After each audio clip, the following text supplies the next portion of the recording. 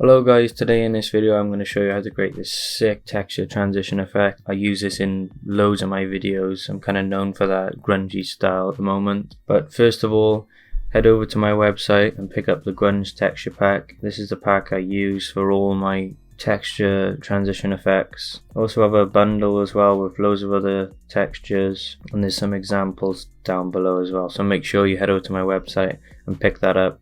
It's going to enable you to make these transition effects, so you need to head over and pick that up. And the first thing you want to do is, with your music video, you want to layer all your clips first, and then you want to scroll through and take some screenshots of the video. So if we scroll through, we can see we can take some screenshots of the video.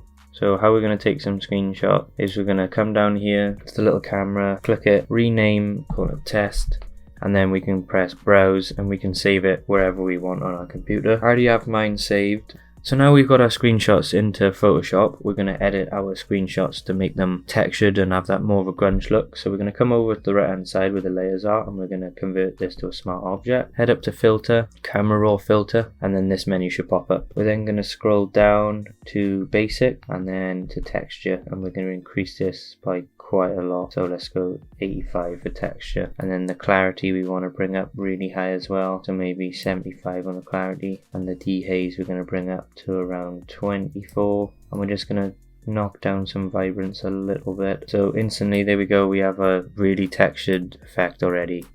So we're going to click OK, and that's going to change, so it's going to look really grungy and really textured. We're going to find where we have our textures saved on our computer. So I have two textures here. This one is texture 23, so I think I'm going to use this one. So I'm going to copy this one and then paste it onto this, and then we're going to head down to lightened or screen works the best. I feel like in this case screen is the best because we have more texture in the sky. So we're going to click screen. So now we're just going to save this to our desktop. So we're going to go file export as a PNG, and then I'm going to do this one again. So we're going to come up, convert to smart object, filter, camera raw, head over to basic tab, scroll down. You want to increase the texture, increase the clarity, increase the dehaze a little bit, and then just bring down the vibrance a little bit as well. So once that's done, head over to our texture, paste our texture on top, go down to screen, use a mask, make sure you're using the brush tool on 0% hardness, and then just draw ever so slightly around our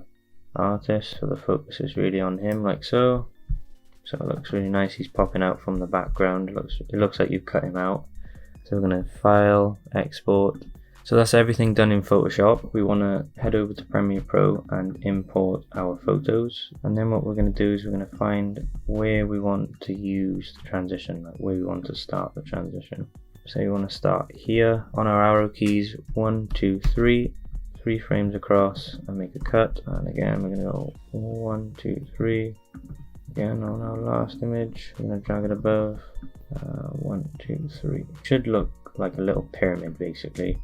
That's how you know you've done the effect right. So we're just going to scroll back, and as you can see, the effect is running nicely. It's nice and quick, but it needs some energy to it. So to add some energy, down the bottom, go to adjustment layer and click OK. We're going to drag our adjustment layer over the top of the clips, and we're going to add a flash, the very first one. So to do this, you want to go to effects, and you want to type in blur, Gaussian blur, brightness and contrast, and then you want to type in transform. Come over to effects controls, and we're going to keyframe right in the middle, and we're going to put our brightness and contrast fairly high, and then blurriness as well. We want to make it a little bit blurry, and then we want to go down to scale, and we want to increase the scale by 110.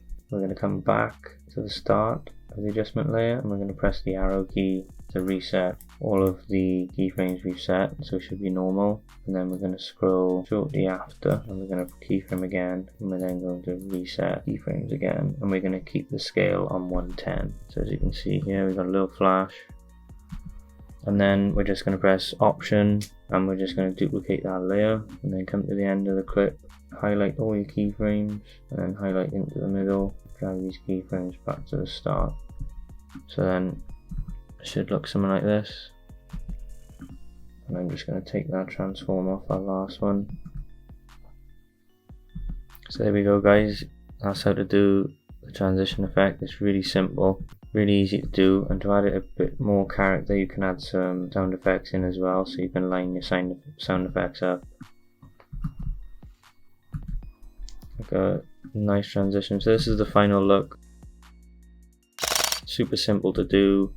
Let me know if you guys did enjoy this video, and if you do want some more tutorials like this. I'll see you in the next one, guys.